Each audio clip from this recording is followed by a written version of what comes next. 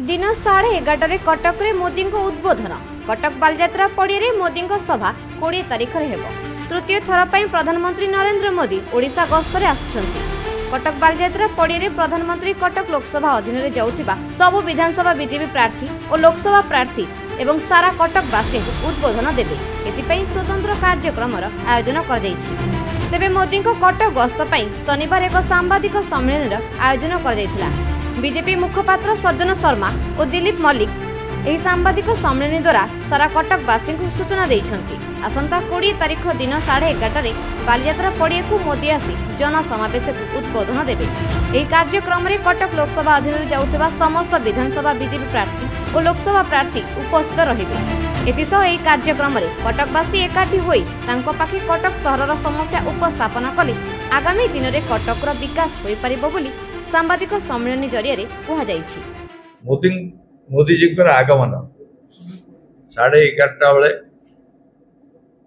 बारवाटी पड़िया हम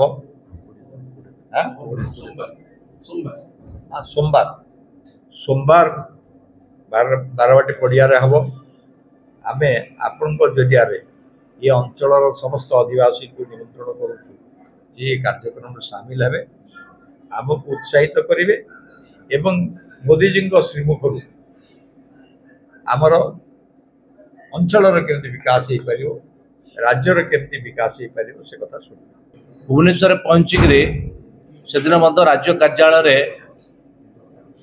जीवे कार्यालय को एवं परवर्ती समय सी पुणी तापर दिन 20 तारिख दिन पुरी जीवे पुरी रे महाप्रभु जगन्नाथ दर्शन करेंगे और से एक रोड शो जोग देवे। परवर्ती समय पुणी हेलीपैड जोगे आसी कटक रे पहुँचे।